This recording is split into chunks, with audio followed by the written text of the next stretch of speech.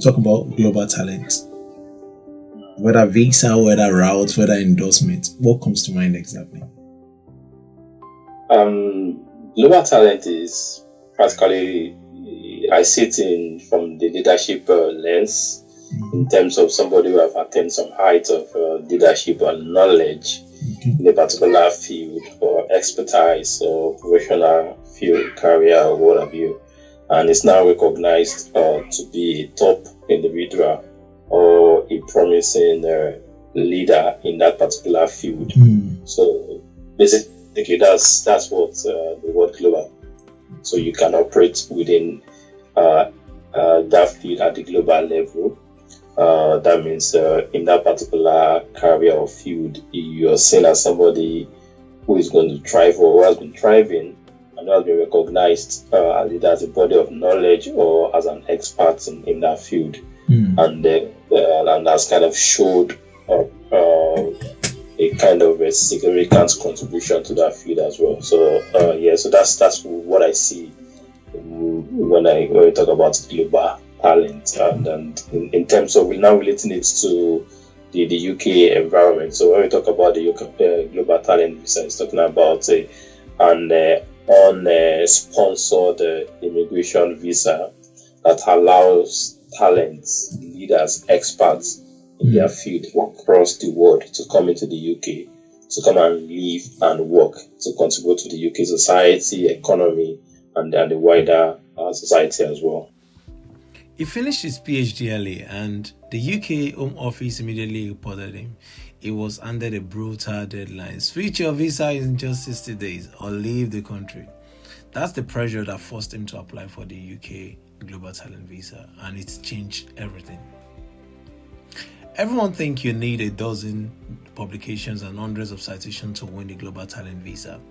He had just 3 citations when he submitted, from a dissertation he published back in 2019, and he still got it. Most people rush to apply for Global Talent Visa. He started preparing for it before he even began his PhD, building book reviews, peer reviews, conference presentation, and grants into CV for years. By the time he applied, the evidence was already there. Yeah. Okay, it's really a good time to know about you. Who are you? Well, my name is Oluwaferanmi Adeyemo. I'm a research associate at Manchester Metropolitan University, and I carry out research on place-based policy, partnership working, and equitable governance. So when we talk about equitable governance, talking about having equal decision-making power and agency in terms of decision-making at the local level about either funding, infrastructures, and in terms of any infrastructural projects happening at the local level. So involvement of the communities, community groups in such developments, that because we want them to be part of their own development, to have that ownership. So that's basically what I'm doing at the moment. I had my PhD in Chemical University in 2025, where I look at the role of voluntary sector organizations, or globally, or NGO, if you want to put it like that, in supporting young people back into work.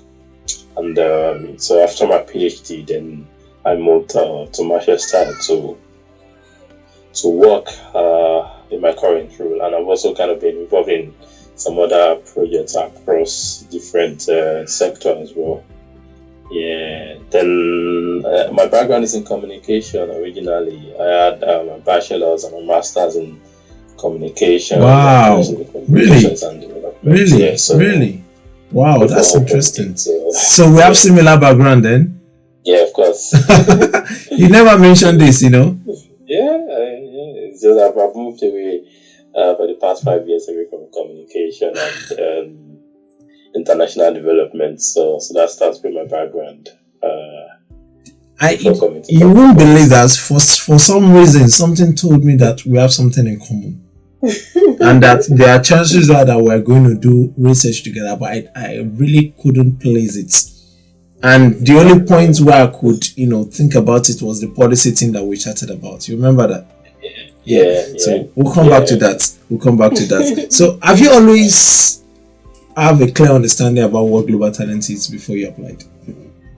Yeah, of course. When Global Talent came out in 2020, even before people started applying for it, I've had some insights about it. Even that time, it was more about Tech Nation, Global Talent, people coming into the UK, the Global Talent tech routes.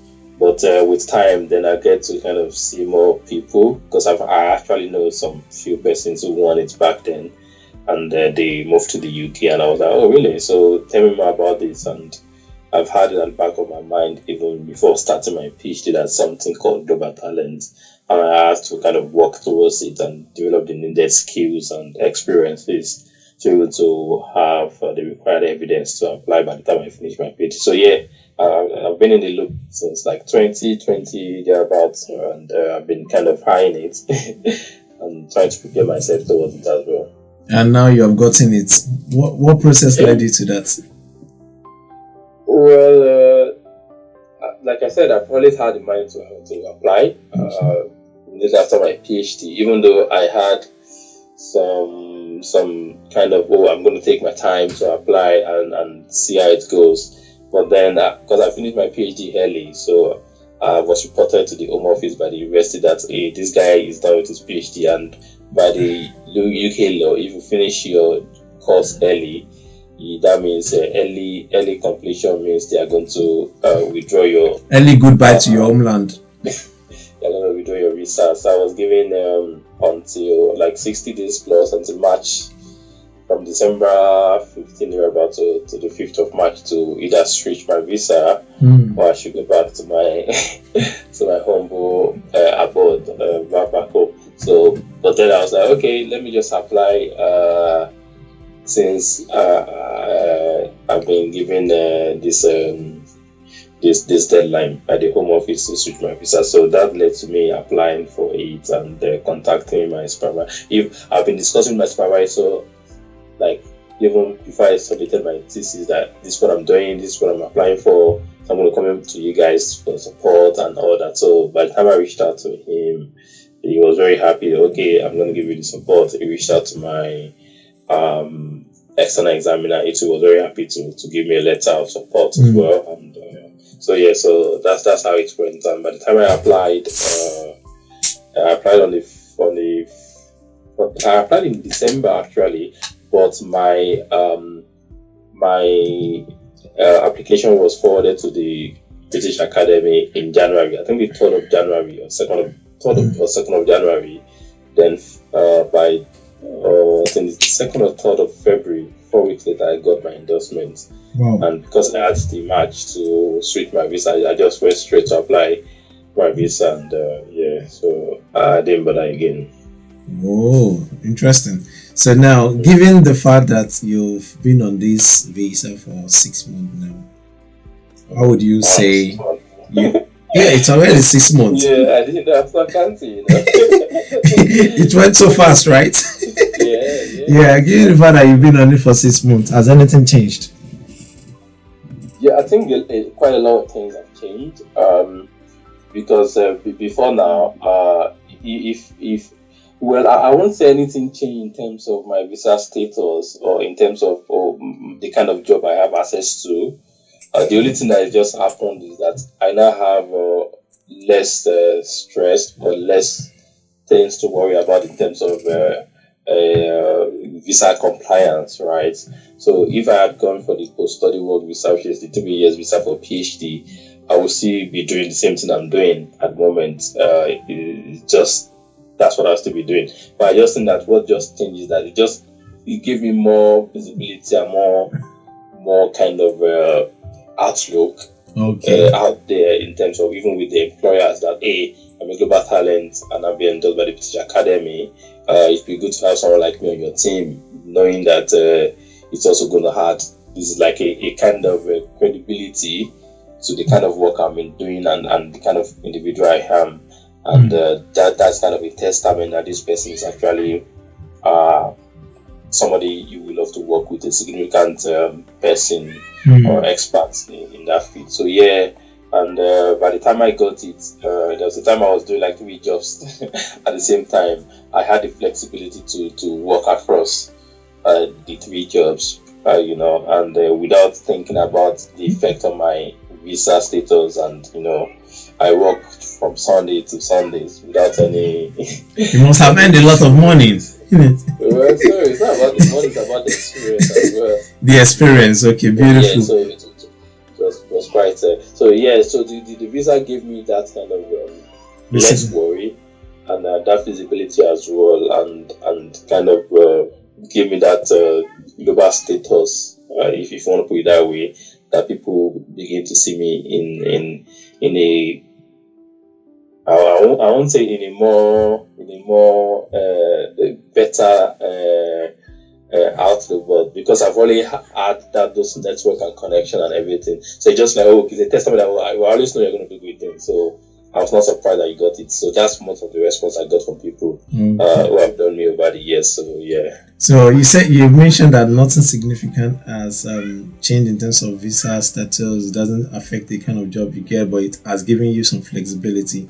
Now, what would you then say is one misconception that people have about global talent visa? What is one misconception that you think people have about global talent visa? I think when people think about global talent, because the time itself, you're right, it makes people feel as if I don't think I'm worth it. I don't think I have what it takes to become a global talent. It's just like when you're hearing people winning javelin or Commonwealth scholarship. There's this perception that you are a genius. You are in Nigeria we call them a FICO, or you are doing great. And of course, you need to have some. You need to be able to have some qualification to meet those criteria, right? Yeah. So I'm not trying to downplay the effort or the academic skills and qualification required to attain that height or those to get the award. What I just mean is that many people when they see or when they hear about the global talents, they feel like, oh, this is not me. But if you look at it in the right sense, many people are even qualified, even more than myself and every other person that have gotten it. But they don't see themselves, or they are yet to see themselves as somebody who is qualified. Who's qualified. And that's where sometimes maybe because of imposter syndrome, sometimes it's because they don't know how to present themselves and how to present themselves and those evidences. And sometimes it's because they don't really know about it as well. So all those things are also key things. But for me, so I'm just saying by saying, it's a visa that you need to be exceptional to get. Don't get me wrong. But at the same time, that eligibility to be exceptional, many people have it, but they need to be aware of it. They need to kind of do some kind of checklisting or kind of doing some eligibility check and ask themselves, do I have what it takes? Because the global talent visa is like a point-based endorsement. So if you have what it takes, you can actually apply, and if you apply, there's a chance for you to get it if you have what it takes and if you meet all the criteria that have been set by the endorsing body. Yeah. Okay, so you said it's a point-based. They need to be aware. Most people are qualified, but they just don't know that they are qualified. So what exactly does it take to be qualified? What are those things that they need to look out for them to be aware? And then the next question I would then ask is that at what point, I'm asking 3 questions together now. At what point were you convinced that you're good to go? Okay, so on the UK Global Talent website, 3 things are key. Number 1, you need to be an active researcher, either by PhD or having an equivalent PhD experience. So for instance, if you're a PhD, that means you've done research for 4 years or 5 years with your PhD, then you have your PhD.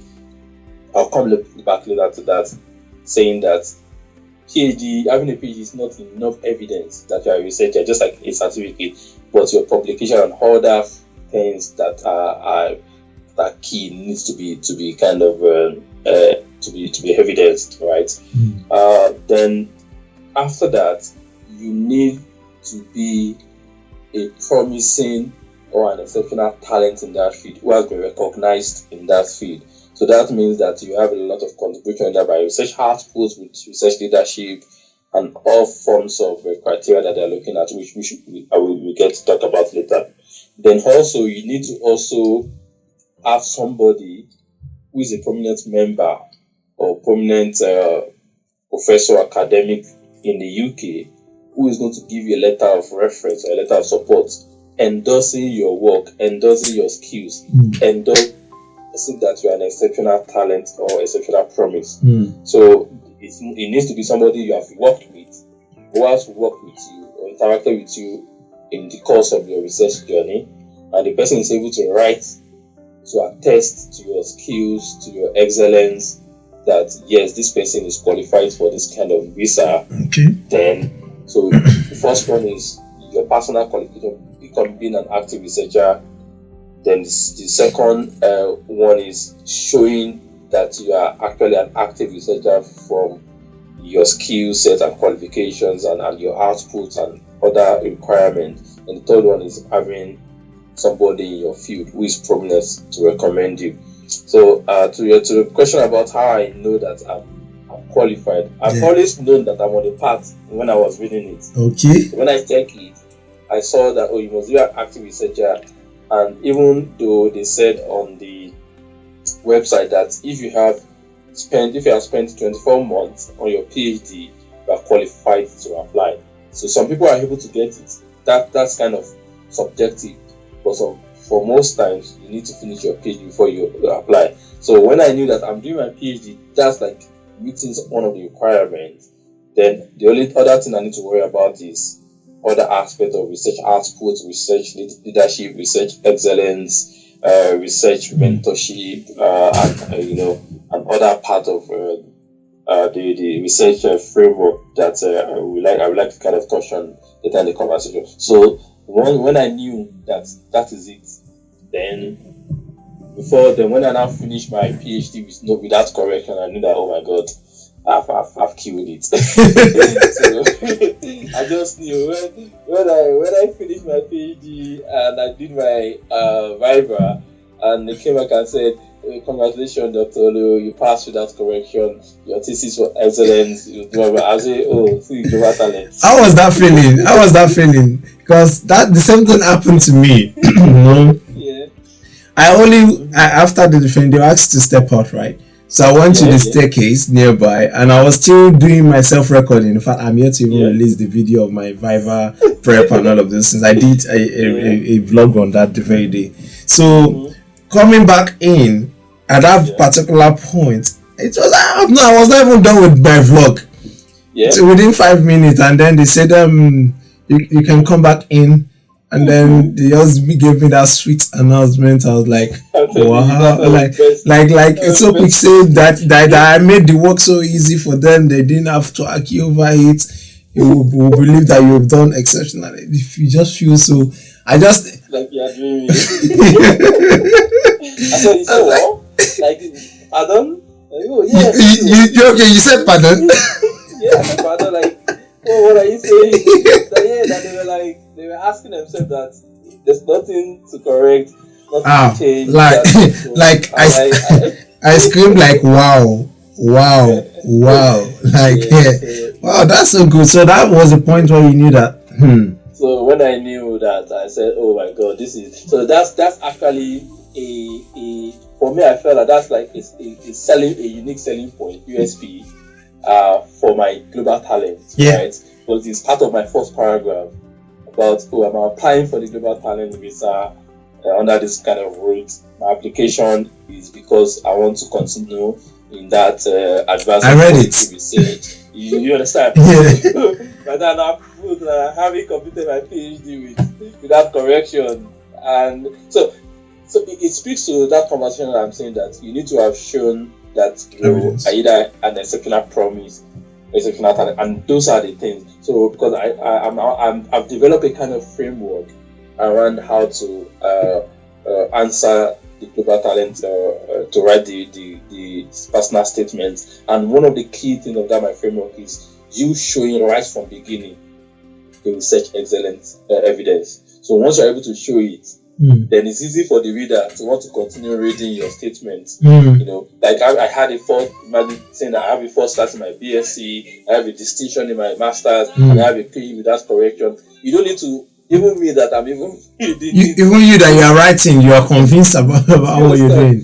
Yeah, because that's research excellence, right? Yes, then you now come to absolutely. Other aspect that you need to also kind of it. So yeah, so I just knew that it's time for me to apply and submit. Yeah, immediately. So let's say, how long did it take after your Viva? What did you put in your application? When was your Viva? When did you put in your application? So my Viva was, my Viva was in October.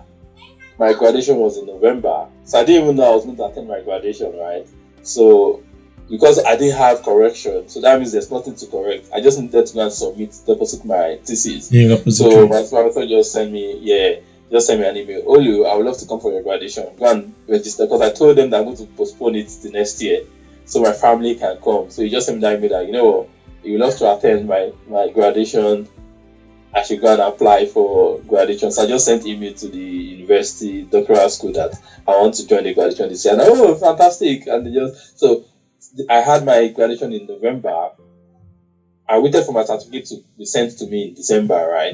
Before I applied in that December. So just like, let's say just 1 month after my Viva, I did my graduation. Then the next month, second month, then I got my certificate and applied. So 2 months after my Viva, I applied for it. Nice. Interesting. That's good. Well, interestingly, I didn't have to even wait for my certificates. The award letter came, I think, a week after this thing, detailing the entire report and everything.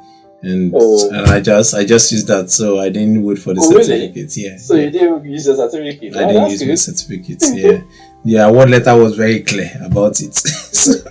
And all the reports of the reviewers were there, so I just used that. So to ask, it was so easy and smooth for me. And okay. Now, how did you begin to gather the evidence? You obviously talked about the build up. You're on the path. So at that point, after your Viva, you need to now apply. What were the first set of things that you did? Yeah, remember, because I said I've been kind of looking forward to applying. So I didn't just now say, oh, let me start looking for evidence. The evidence has been there over the years. I've been building those evidences. As I'm building it, I'm updating my CV. Wow. I'm putting those on my CV, because I think I'm also applying for jobs. I'm also applying for opportunities, right? Nice. So I've been building my CV. So I have two CV. I have a professional career CV, which kind of lapsed until, let's say, 2021-22. But since 2020 or 2022, when I started my PhD, I was more focused on building an academic CV. So conference presentations, publications, peer reviewed, book reviews, and many people don't even see book review as an evidence, right? So for you to pick up a book and review that book and publish the book review is an evidence of research output, because it's not much people will take a book as big as this, right, and finish it and summarize it and submit it for publication. And so it's also some part of the things I started doing when I started my PhD. I was writing book reviews. I would just pick a book. So how many book reviews have you got? I did two. I had 2 book reviews, 3 peer review, then 1 book chapter, I think. So I think I had something like 6 publications in total. Even the book chapter was still a forthcoming by the time although it has been approved for publication, but we're just waiting for it to be published by the time I submitted it. So yeah, I've been building those evidence. So when I finished my Viva and I go back home, I just had to update. The only place I had to update was my PhD completion. PhD, this date to this date. Then grade. So you have been preparing all along and you're just building it progressively. So, wow. I've been preparing all along. I just needed to just update that part of my CV, and that was it for me. Yeah. Nice. So for whosoever that is listening now, you have to take a good lesson from it. It's not something that you just rush to apply. is something that you need to build up the momentum. You need to be prepared, be ready. And that's an evidence of leadership. That's an evidence that you're applying your skills, your talents. And I really like that. I did something like that. Mine was a folder structure. So I put it from folders in place, and then I started moving things around. I know where they should be. So when I'm ready, and then we're good to go. So, but I would like to ask you now, which part took the longest? Which part took the longest? Yeah, I think the longest is the personal statement aspect of it, right? Because so one thing that I think might be a big challenge for many people is writing for an English reviewer, right?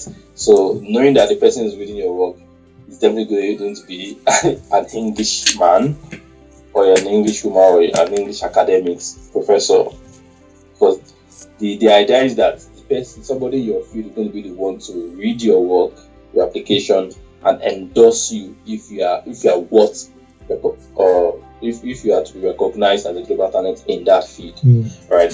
So I think it took me some time to think about what is my best evidence to put out there. The CV is quite long sometimes, and you have to reduce it to 3 pages. Your personal statement is 7,000 characters. I don't think 7,000 characters is up to two pages, right? Like, let's say 1.5 or 1.5, 800 words, right? So you need to be able to be as concise as possible, showing us different elements of who you are, what you plan to do if you get the award, and what are the things you've done before. So who you are, what are the things you've done, what do you plan to do, and why should we even give you the opportunity to do the visa and to get the visa? So one of the best way to explain it is that we are looking for people who have the skills to come and work in the UK, who we can make money from, right? So why should we give you the visa to come and work in the UK and we are going to make money from you? So the best way to say is that this is what I've been doing. Without this visa, I'm not going to be able to continue doing it, and you also are not going to make money from me. So it's a win-win, right? so once you're able to sell yourself in that way, that, see, guys, I'm an expert in this field. I've been doing this over the years. If I do this, I will make money, and you guys will make money from me. So this is why you need to give me this visa. And then when they see that, okay, this guy is worth investing in, okay, then they will definitely. So by the time I finish writing it, then I send it to my supervisors, because my supervisors they are British, they are white, so they looked at it. So they were like, okay, you need to change this part. You need to this is good, but you need to kind of rephrase it this way. You need to kind of maybe highlight this point more. Focus on this. Don't go and start validating your evidence, right? So I'm going to be writing and I say that is why this shows that no. Let the evidence speak for itself, right? Yes. So because you don't have the time or the space. Just present it as it is, because the people reading it, they are thinkers too. Yeah. They are English. That is the part. One of the things writing for an English reviewer. You must be you should be very careful about the adjectives you use. Yeah. And if you are listening to this, my brother here, Dr. Adeyemo, Dr. Ferrari, he offers services like reviewing, personal statements. You can consult him for assistance and more. And either of us, we're good to assist you, because the goal of putting this together is to ensure that that you're interested, that you're here watching this video, you have a better chance of positioning yourself. We're not saying that you're not fit. We're not saying that you cannot do it alone. But the point is that when you're right on the shoulder, or you stand on the shoulders of giants, you stand a better chance of seeing further. So that's a very good point there. So I would like to ask you. Remember, I also sent my personal statement to you as well. Yeah, when a friend of mine. I enjoyed reading it. And I just knew. I think I was on the second paragraph when I knew that you were in. This was just it. It was your style of writing. I told you that it ticked all the boxes. it was not my style of writing, but it ticked all the boxes, and I think I like this, and it's going to meet it. Said there was absolutely there wasn't anything to correct. If I was going to change anything, it was going to be in the introduction, and that's your style, and it still hits the mark, and that was it. That's a very brilliant experience for us. So now, looking back, what assumptions would you say was completely wrong? Did you find out that was completely wrong that you found out? The assumption is that people think that by global talent they mean just research publication, right? That you need to have published like 10, 15, have like loads of citations. I only had 3 citations when I submitted. I think I had over 300. I think I had over 300 then, something. I only had 3. I think the citation was from my first master's dissertation that I published back in 2019. Wow. None of my recent work has been cited. I think 1 or 3 of them have been cited now. But back then, nothing, right? So, and even because citation sometimes it takes a while before it gets uploaded on Google Scholar, right? You might not really know the number of citations you have, but I've seen some books, some articles that cited my work, but if you check Google Scholar, it's not there. So, people think that by research, being a global talent, they mean, I have a lot of research. So, that's why I took my time and look at my application. I look at the other people's applications as well that I've supported and I've helped and I've gotten it as well. And then I now try to kind of put together what are the key elements of these profiles and these applications. And that's where I was able to now kind of develop a global talent visa research evidence framework, which I'm working on at the moment, and I'm going to put it out there. So the first thing is research excellence, like I said.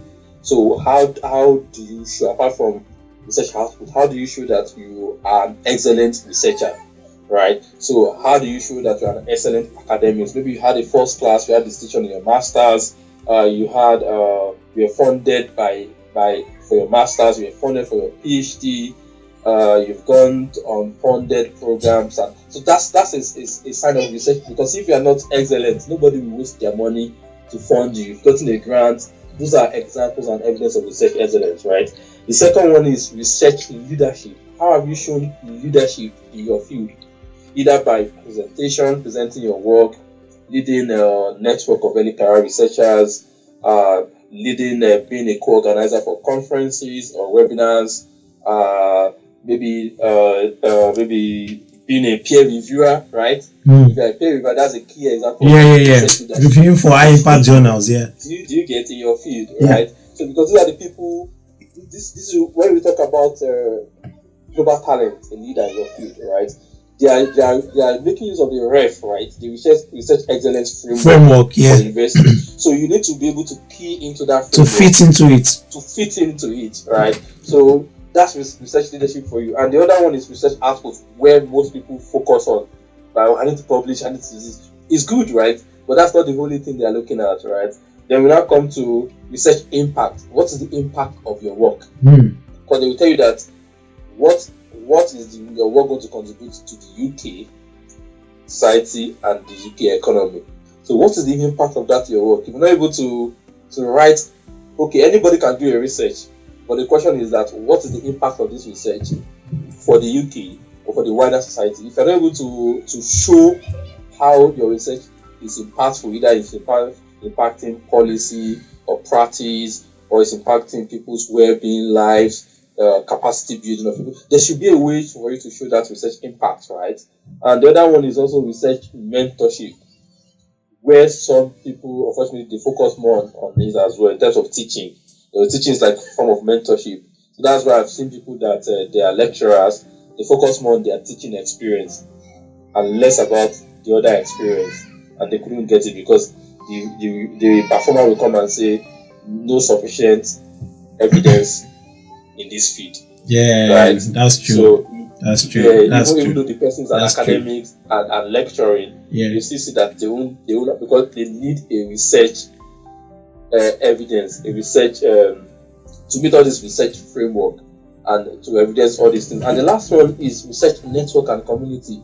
So the global talent is a global talent. Right? So What do you mean? What do you mean by global talent is global talent? The reason why I want to say is that it's not a local or national visa, right? You're somebody that you position yourself as a global talent. So, and for me to know that you're a global talent, that means you have to show an example of global interaction. Yeah. Either through international conferences, international network. So, like for instance, when I went for one of my conferences, 2024, I went to the World Bank. I interacted with the World Bank. I went to the IMF. I interacted with the IMF. I went to different places, right? And I thought, so it was easy for me to say, oh, my research has taken me to the US, where I shared a section on this conference on AHAD and the voluntary sector, and I had opportunity to interact with the World Bank and IMF. So those are key stakeholders in my field, right, at the global level. I had interaction on my PhD with OECD, GWP, with almost actually every key policy making institutions and organization in my field.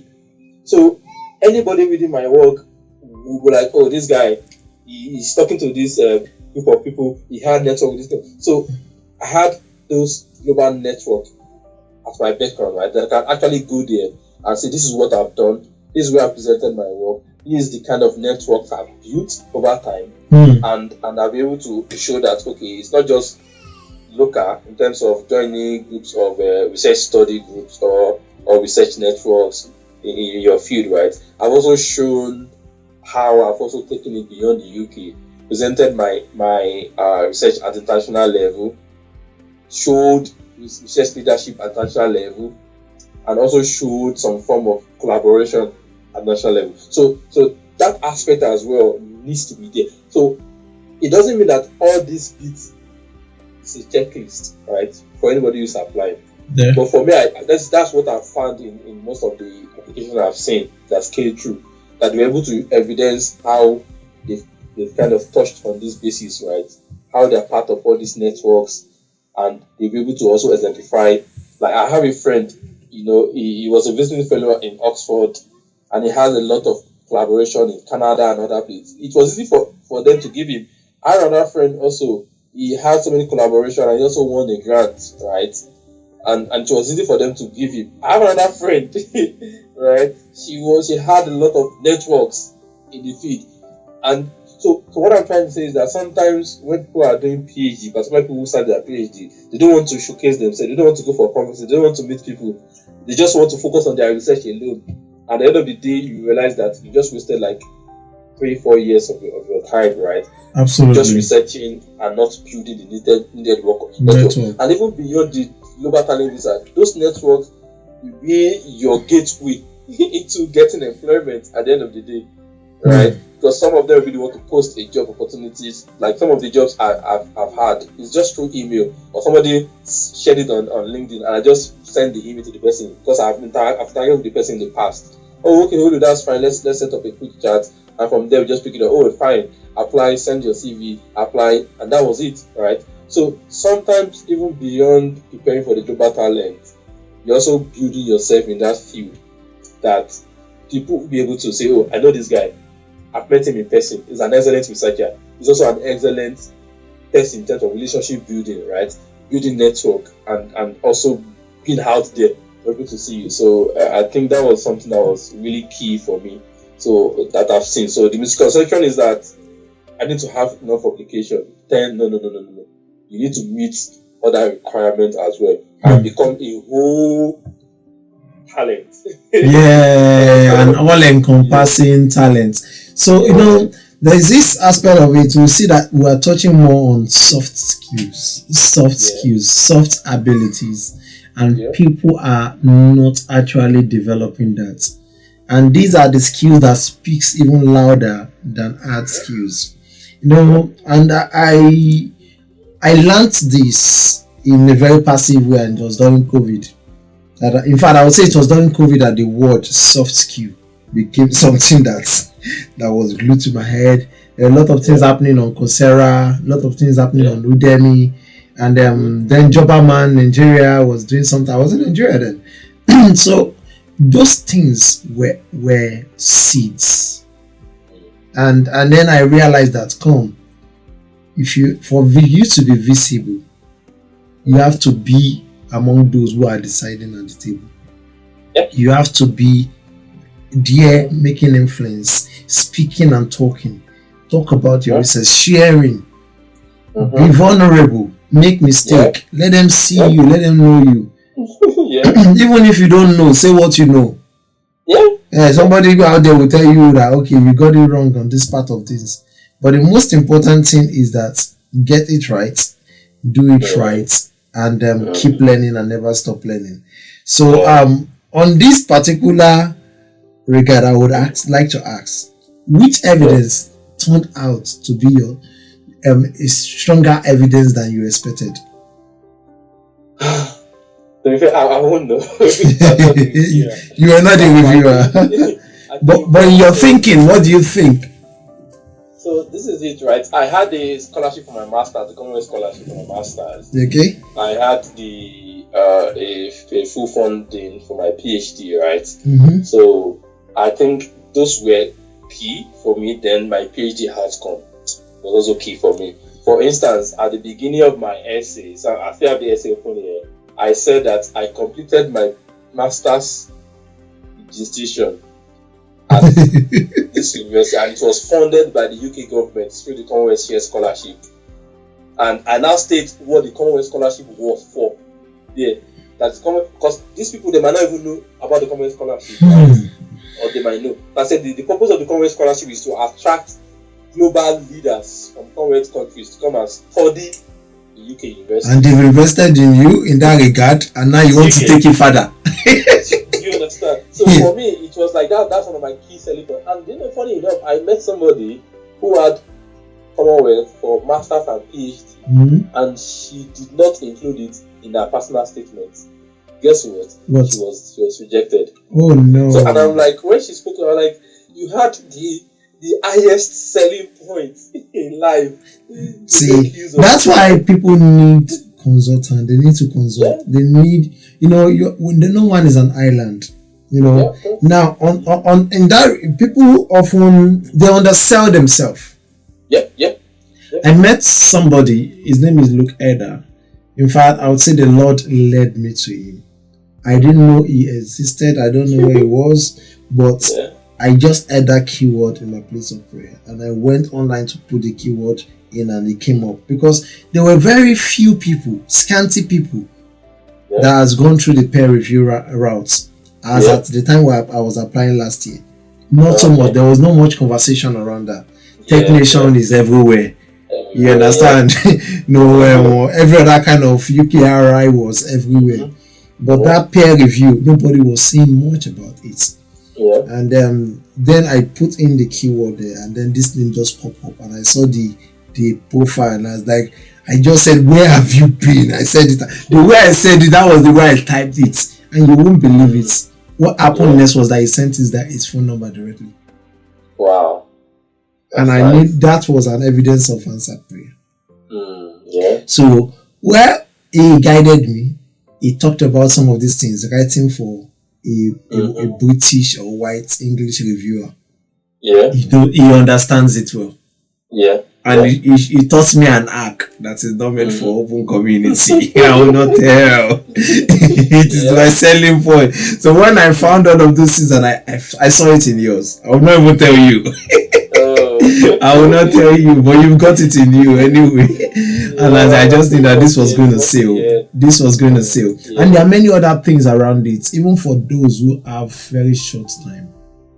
You understand? They have limited time. There are ways to go about it. This person I'm talking about is a legal practitioner and is a lecturer in that particular profession. So they understand these laws, and the way it worked out, it worked like, wow, it's good to have counsel. It's good. It's really good to have counsel. And it even to now, right? Sorry. Even to now, I wrote I applied for the UK Young Academy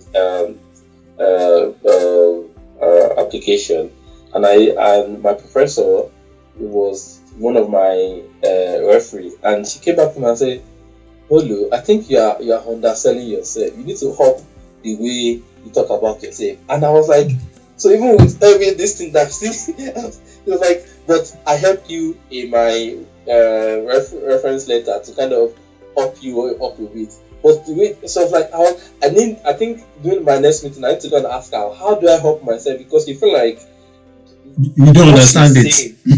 Yeah. So because for me, I think that I'm trying my best to present myself in the best form, but she still sees like there's still a better form that I can still present. I think sometimes it's language.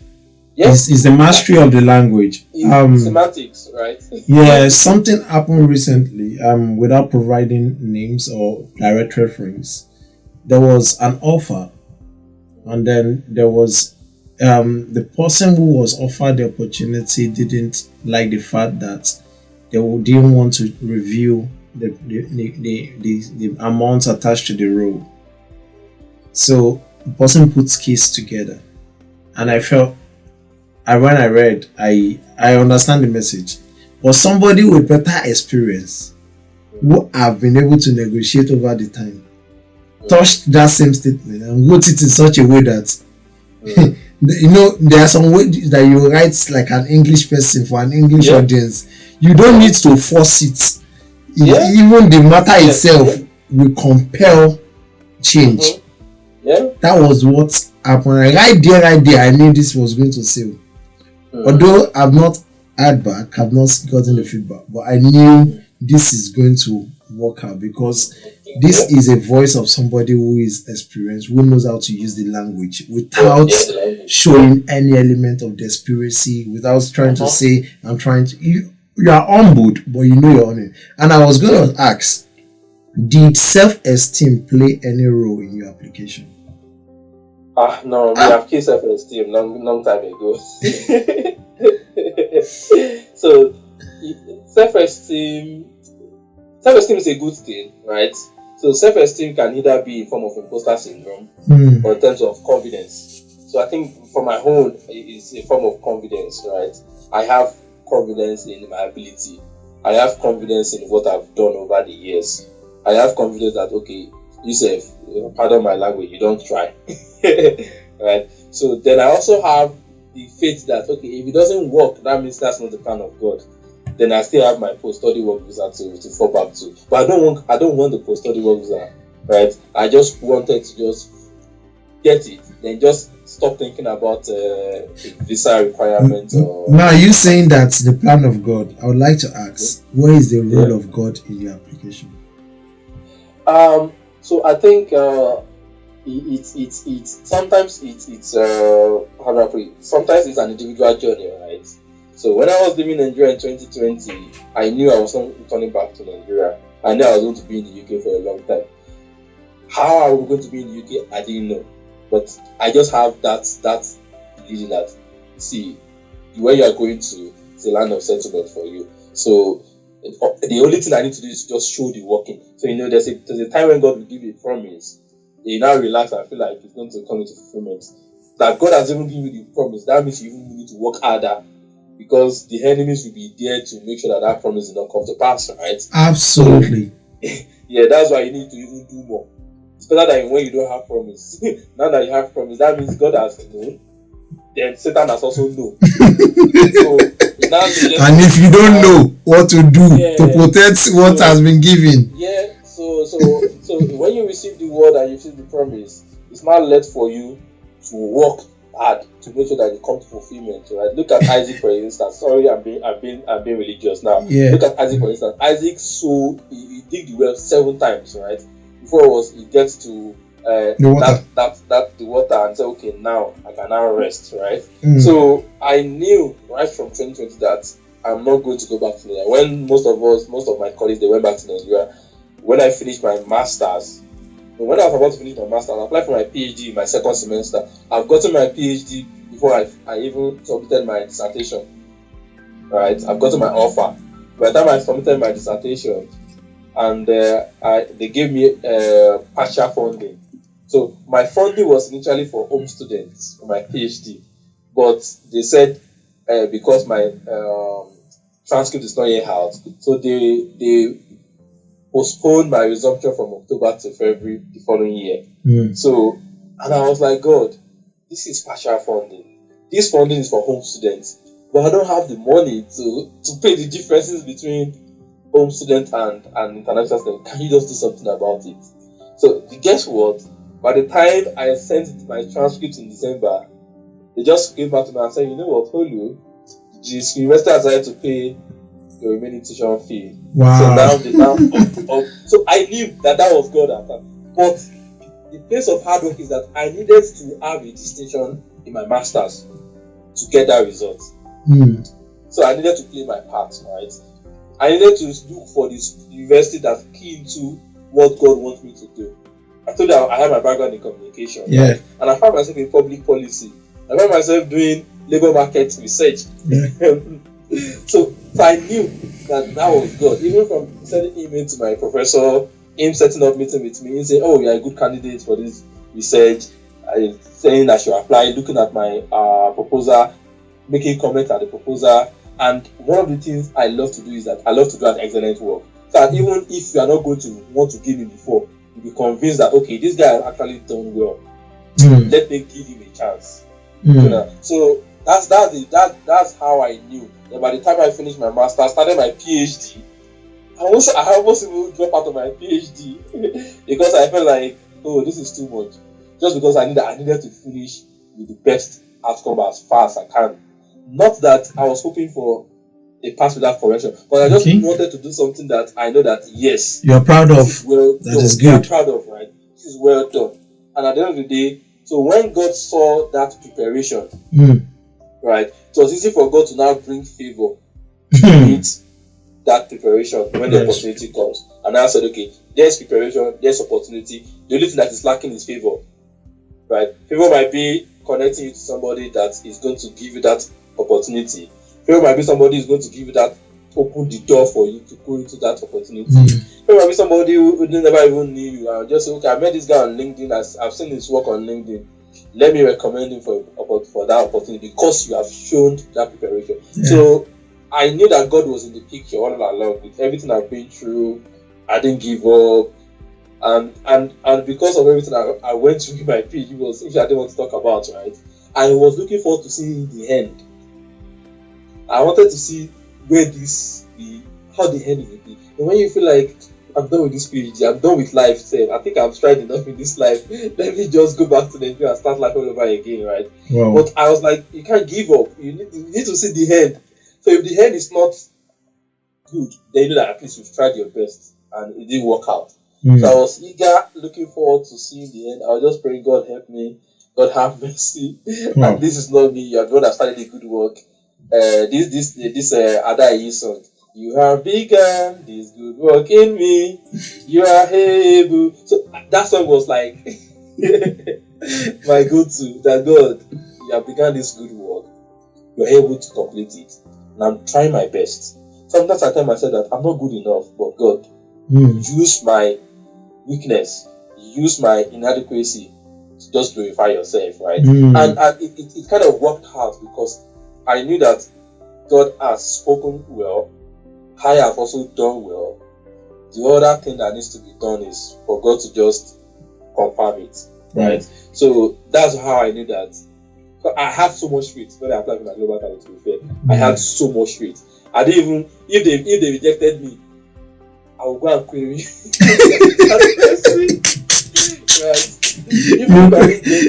You query them. You understand? Because after you were so sure.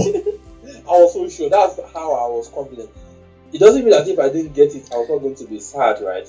But I had so much faith. I had to increase that my faith to be sure that it's going to be positive news. Yes, I think people have to come to the fact that faith plays a lot of role in all of these things. And secondly, that your level of self-esteem determines your tone, your use of word, your semantics in writing your personal statement and also selling yourself.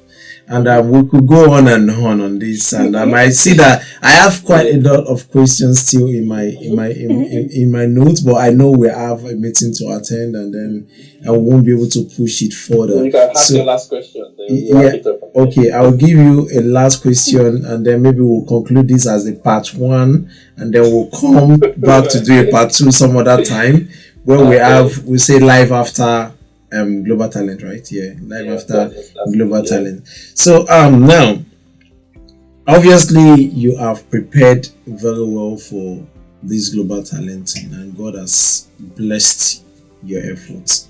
So, Yeah. if you had to look back, what should you have started building 1 or 2 years earlier that you didn't, or that, yeah, what should you have started building 1 or 2 years earlier that you think would have changed the course of things? Maybe I would have done more publication, right? Or maybe I would have done research by publication. Because now I have to sit down and start doing my manuscripts and publish it. Okay. So maybe that's one of the key things I would have done. Maybe I would have done a research by publication. And to be fair, I don't have any regrets. I don't have it. Not that I had the global talent, right? Personally, I don't think I have any regrets with life itself. I'm somebody that I never thought I would be where I am today. I'm somebody that I'm not. So when I was growing up, I'm not the genius of my family. I'm not the. If they say who's the loader of the house, right? It's not that I was not smart or intelligent, right? Yeah. It's just because there's there's no support, so kind of to help me to enhance you. The environment was not right. Myself, to build myself, because growing up was more of fear. Fear of you, fear of your parents beating you because of low performance, fear of you being scolded in this church community. So all those fear, and I'm the kind of person that I'm always scared, right? So I know that I don't know if you've seen that post somebody shared online, and I say EFCC. He had EFCC in his grade. Why is EFCC?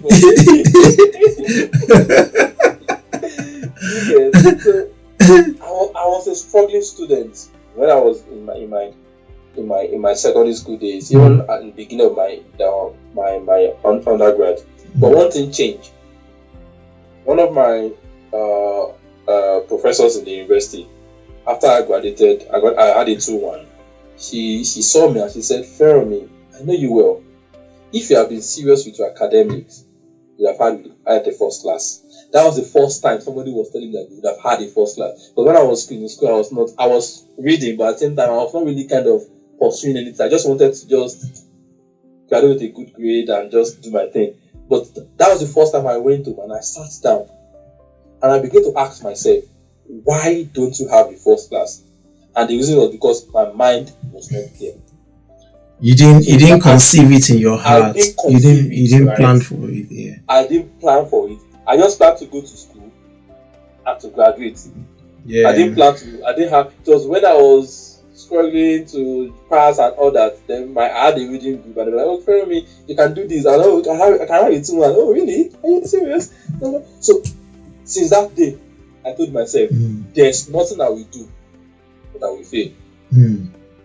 So far it's in English language, I will never feel it again. So I had to now go back to do another master's in event to make up for all of the sins. All of the so I now sat down, started reading, started building myself back again, reading even undergraduate textbooks, reading those rudiments of mass communication, media and communication, reading it and having that knowledge of this thing. Even though there are some university system that went at play in it that I think I had like maybe 4.2 or 5.0 in my university, and it was because of my dissertation that I was not given a good grade because some things happened and that I was not proud of with the university as well. But at the end of the day, I realized that I can do this. I can achieve it. So when I got to London for my master's, my mind was on distinction or nothing. Right. So when I started my PhD, I told myself, it's either excellent or nothing, because I felt like I can do it, and I've conceived it. Then over time, I knew that it's just so I knew I can be a procrastinator, right? I can procrastinate a lot, but if I put myself to it, But if I don't know how to do it, I will go and look for how to do it.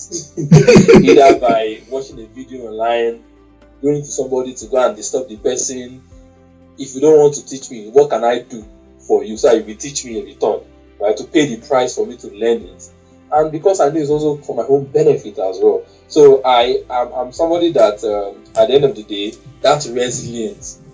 I built it deliberately to make sure that, come on, I can't be a pauper. I was so afraid of poverty. Right? I was afraid of poverty. You're afraid of poverty. I was afraid of poverty. I was afraid of being a mediocre. Right? And also, I was also afraid of being like the least in my family. Not that there's a competition, right? But I just don't want to be the person that will be looking up to people, like friends, family, be pleading. So, those are the force that were building me. And I also had like my mom to look up to, right? I had my grandfather to look up to. These are people who have gone ahead of me. They've become professors in their field, and so I knew that I needed to. You have to find a way out of this matter. You understand? So that was my. Even till date, I tell myself nobody's my competition. Who am I? My peers. My competitor is my mom and my grandfather, my late grandfather, right? Those are the people I look up to break their record, to do more than them, right? So at the end of the day, what other people are doing doesn't bother me. I just want to do my thing and say, okay, if these people are able to build a legacy for the family, let me also build my own legacy for my own self, right? Then people can look up. So I think that's one of the key things that have been my driving force. That I'm grateful.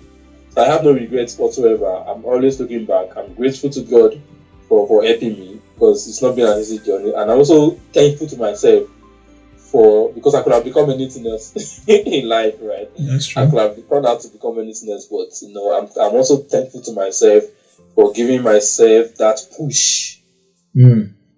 By prayer, by pushing, by reading hard, working hard, to make sure that I become somebody. So I felt like, there's a point in life when you push and push and push, and you can feel that you have gotten to that level of breakthrough. You can feel it in your spirit. You have gotten to that level of breakthrough, just like that prayer of Jabez. You know that, yes, I've prayed the prayer, then I've done the work. And if you eat that, just like that, the tension has so much that life, just like Pastor Suleiman will say, you have to force life to work for you. So I forced life to work for me. I have to force it to work for me. So that's one of the things that I think has really helped me a lot. It's very interesting to see to see the struggle, to see the faith aspect of things, and also to see how you have come. So what are you going to say to, okay, obviously we are going to encourage you that you're watching now to share your thoughts, comments, ask us some questions that you can spark some more content and more videos, in fact. And I would also say, don't forget to subscribe. Or once you ask your people, what would you say? Follow me on LinkedIn, Oluwaferanmi Adeyemo, and also do reach out to me if you need support with your global talent visa. And one of the things I used to tell people, that if someone like me, although the uprising like me, can do it, then there's nobody that cannot do it. So you can do it. You can do it. You're just not yet done it. You can do it. You can do it. So, lovely. Let's do this. A quick fire. I'm going to do three quick fire words for you. One word or short answer. Might versus reality. Publication or impact? Impact. Quantity or quality? Quality. Awards or influence? Influence. Thank you very much. I really appreciate you for coming on a very short notice. We organized this within 2 or 3 days, I think. And there we are. Thank you so much, and we'll be looking forward to part 2 if they ask for it, because I've got areas to cover, like on recommendation letters, personal statement, emotional journey, endorsement, and life after endorsement, and some practical advice. We didn't touch on all of those things, and I have at least 5 questions under each. So so if you truly engage and you subscribe, we'll do the part 2. So thank you very much, and cheers. Yeah, bye. Bye. If someone like Dr. Adeyemo can do it, there is nobody who cannot do it.